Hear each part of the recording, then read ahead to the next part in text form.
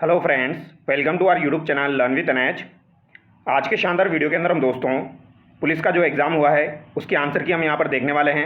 काफ़ी शानदार सवाल यहाँ पर आरएसएम एसएसबी के द्वारा पूछे गए हैं जिनकी हम चर्चा करेंगे।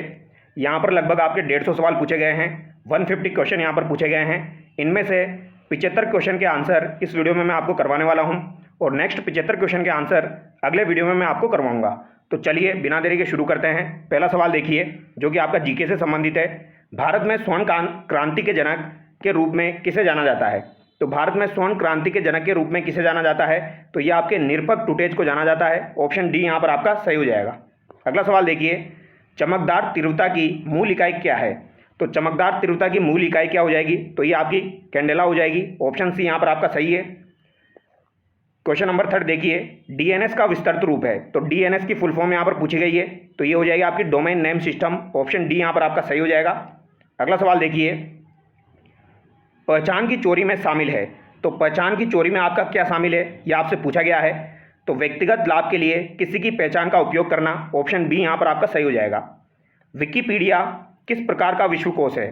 तो विकिपीडिया जो है दोस्तों, ये आपका एक खुला विश्वकोश है जो उपयोगकर्ता को संपादन की अनुमति देता है। ऑप्शन बी यहाँ पर आपका बिल्कुल सही हो जाएगा। अगला सवाल देखिए, क्वेश्चन नंबर 6, भारतीय संविधान के प्रारूप समिति के अध्यक्ष कौन थे? तो सिंपल सा सवाल है, प्रारूप समिति के अध्यक्ष आपके भीमराव अंबेडकर हो जाएंगे। ऑप्शन बी यहाँ पर आपका सही हो जाएगा। और यहाँ पर कुछ प्राचीन नाम आपको दिए गए हैं और वर्तमान क्षेत्र को आपको सुमेलित करना है। जैसे कि मरु क्षेत्र किसे कहा जाएगा? तो ये आपके जोधपुर हो जाएगा। जांगल प्रदेश में आपका बीकानेर आ जाएगा। मत्स्य में अलवर आ जाएगा और सूरसेन में आपका धौलपुर करौली आ जाएगा। तो ए में आपका 1 होगा, बी में आपका 4 होगा, सी में आपका 2 हो जाएगा। तो यहाँ पर ऑप्शन डी आपका सही हो जाएगा। अगला सवाल देखिए, ये आपका रीजनिंग का सवाल है तो इसे मैं छोड़ रहा हूँ। रीजनिंग के सवाल मैं आपको नहीं करवाने वाला हूँ, केवल जीके, साइंस और कंप्यूटर के सवाल मैं आपको करवाऊँगा। क्वेश्चन नंबर 9 देखिए, एक वेबसाइट निम्नलिखित का संग्रह है। तो वेबसाइट जो है ये किसका संग्रह है, ये आपसे पूछा गया है। तो वेब पेजों का संग्रह जो होता है उसे ही वेबसाइट कहा जाता है। अगला सवाल देखिए, राजस्थान में कितनी बार राष्ट्रपति शासन लगाया गया? तो सिंपल सा सवाल है, राष्ट्रपति शासन आपका 4 बार लगाया गया है राजस्थान के अंदर। ऑप्शन सी यहाँ पर आपका सही होगा। इनायक का विस्तृत रूप क्या है? तो इनायक का विस्तृत रूप यहाँ पर पूछा गया है, तो ये आपका हो जाएगा electronic, numerical, integrator and computer हो जाएगा। ऑप्शन बी यहाँ पर आपका बिल्कुल सही हो जाएगा। अगला सवाल देखिए, क्वेश्चन नंबर 12, राजस्थान के लोकप्रिय लोक देवता तेजाजी वीर तेजा का जन्म नागौर के किस गांव में हुआ था? तो इनका जन्म नागौर के किस गांव में हुआ था? तो खरनाल नागौर में इनका जन्म हुआ था। ऑप्शन सी यहाँ पर आपका सही होगा। ददरेवा चूरू में किसका जन्म हुआ था? तो यहाँ पर आपके गोगा जी का जन्म हुआ था। अगला सवाल देखिए, गूगल सर्च और माइक्रोसॉफ्ट बिंग अपने खोज परिणामों को बेहतर बनाने के लिए क्या करते हैं? तो ये अपने परिणामों को बेहतर बनाने के लिए लगातार अपने एल्गोरिदम को परिष्कृत करते हैं। ऑप्शन बी यहाँ पर आपका सही हो जाएगा। अगला सवाल देखिए, ये आपका रीजनिंग का सवाल है। क्वेश्चन नंबर 15 देखिए, साइबर कानून का प्राथमिक उद्देश्य क्या है? तो साइबर कानून का प्राथमिक उद्देश्य आपका हो जाएगा साइबर अपराध को रोकने और दंडित करने के लिए। ऑप्शन सी यहाँ पर आपका सही हो जाएगा। अगला सवाल देखिए, ये भी आपका रीजनिंग का सवाल है। क्वेश्चन नंबर 17, ये आपका प्रति व्यक्ति आय से संबंधित सवाल यहाँ पर पूछा गया है। कथन 1 देखिए, प्रति व्यक्ति आय शुद्ध राज्य घरेलू उत्पाद को राज्य की मध्य वर्ष की कुल जनसंख्या से विभाजित करके प्राप्त की जाती है। तो प्रति व्यक्ति आय यानी पर कैपिटा इनकम जो होती है, यह आपकी शुद्ध राज्य घरेलू उत्पाद को राज्य की मध्य वर्ष की कुल जनसंख्या से विभाजित करके प्राप्त की जाती है। ये बात बिल्कुल सही है। और प्रति व्यक्ति आय लोगों के जीवन स्तर और कल्याण का सूचक है, तो ये बात भी आपकी सही है। यानी कि यहाँ पर दोनों कथन आपके सही हो जाएंगे। अगला सवाल देखिए, ब्राउज़र में एड ऑन है, तो एड ऑन क्या करता है, यह आपसे पूछा गया है। तो एड ऑन जो है ये ब्राउज़र की कार्य क्षमता को संशोधित करता है। ऑप्शन बी यहाँ पर आपका सही होगा। अगला सवाल देखिए, बुध ग्रह के बारे में निम्नलिखित में से कौन सा कथन यहाँ पर आपका सही है? तो बुध ग्रह से संबंधित सवाल यहाँ पर पूछा गया है। यह सूर्य के सबसे निकट है, तो यह सूर्य के सबसे निकट है, ये बात बिल्कुल सही है। इसे अपनी कक्षा में एक चक्कर पूरा करने में केवल 98 दिन लगते हैं, तो ये बात आपकी गलत हो जाएगी क्योंकि इसे 88 दिन लगते हैं, ना कि 98। तो ये बात आपकी गलत हो जाएगी। तो कथन 1 यहाँ पर सही है, कथन 2 यहाँ पर आपका गलत हो जाएगा। तो यहाँ पर डी आपका बिल्कुल सही होगा, केवल कथन 1 यहाँ पर आपका सही है।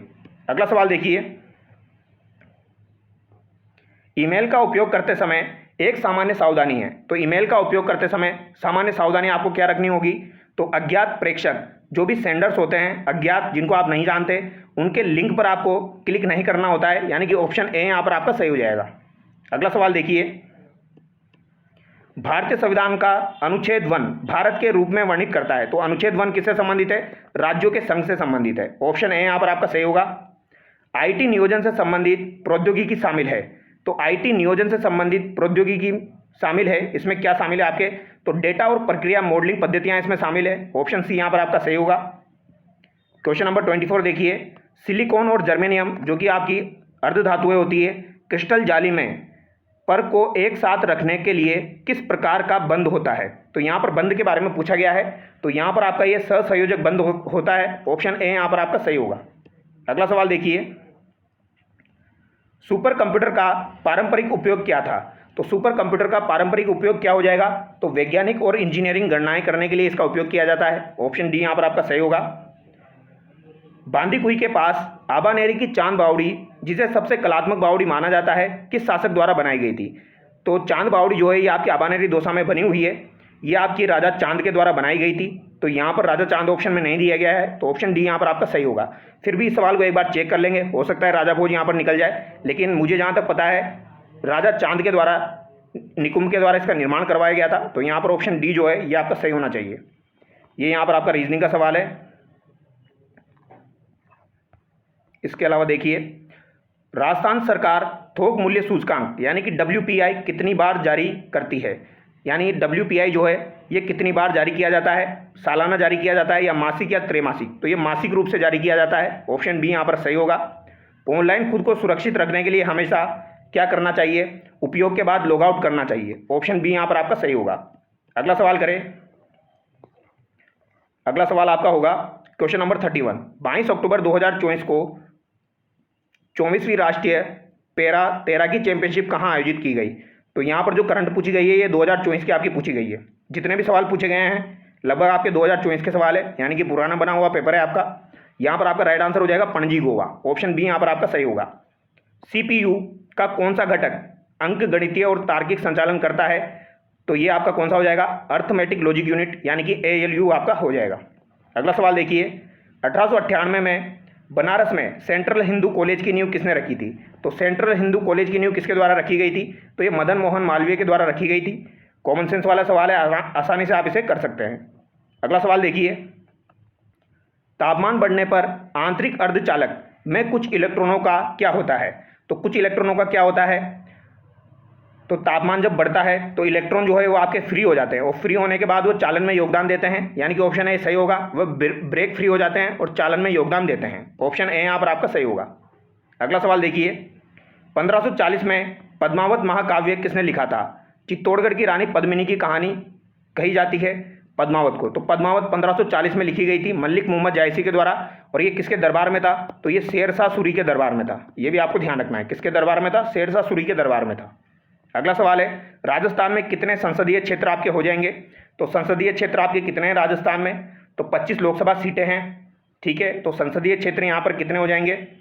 तो ऑप्शन के हिसाब से अगर देखा जाए तो 25, 30, 20 और यहाँ पर उपयुक्त में से कोई नहीं। तो 10 आपकी राज्यसभा सीटें हैं, 25 यहाँ पर आपकी 10 आपकी लोकसभा सीटें हैं, 25, 30, 20 और यहाँ पर उपयुक्त में से कोई नहीं। तो यहाँ पर आपका राइट आंसर क्या होगा? तो 10 तो आपकी राज्यसभा की सीटें हैं, 25 आपकी लोकसभा की सीटें हैं। तो टोटल संसदीय क्षेत्र आपके कितने होने चाहिए? 35 होने चाहिए। ठीक है, तो यहाँ पर ऑप्शन डी इसका करेक्ट होना चाहिए। फिर भी सवाल को एक बार हम चेक कर लेंगे। अगला सवाल देखिए, जयपुर का हवा महल किस वास्तुकार द्वारा अभिकल्पित किया गया था? तो किस वास्तुकार द्वारा बनाया गया था? तो यह आपके लालचंद उस्ता के द्वारा बनाया गया था। कंप्यूटर में निम्नलिखित में से कौन सा अस्थिर मेमोरी घटक है? यानी वोलेटाइल मेमोरी के बारे में पूछा जा रहा है। तो रैम आपकी वोलेटाइल मेमोरी होती है। ऑप्शन बी यहाँ पर आपका सही होगा। अगला सवाल देखिए, वित्तीय वर्ष 2023-24 में राजस्थान का राजस्व घाटा कितना था?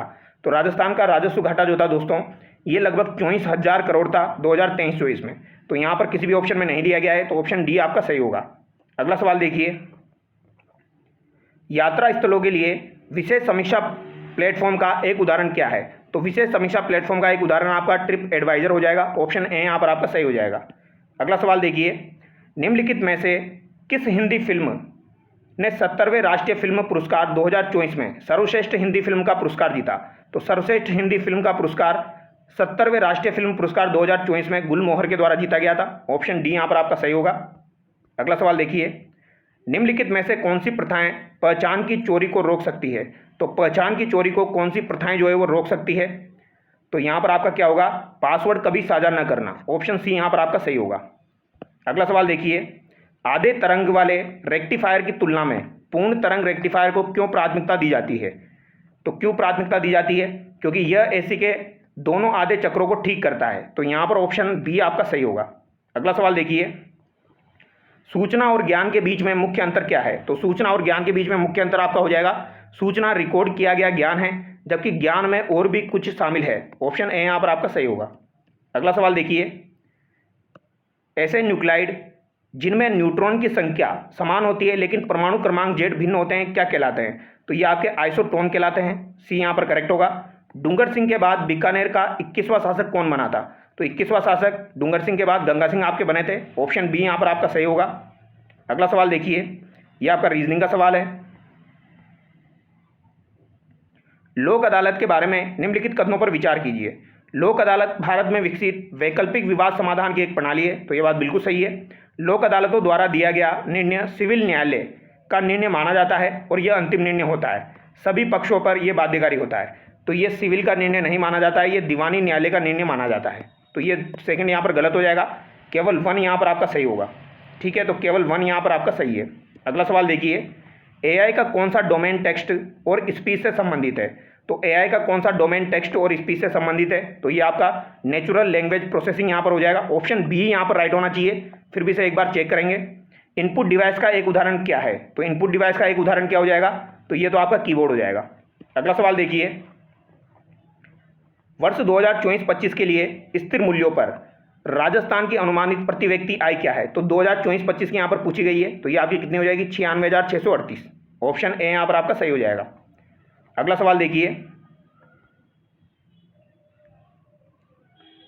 यहाँ पर ये आपका साइंस का सवाल दिया गया है। इसका आंसर मैं डायरेक्ट आपको बता देता हूँ, 7.85 ओम यहाँ पर आपका राइट आंसर होगा।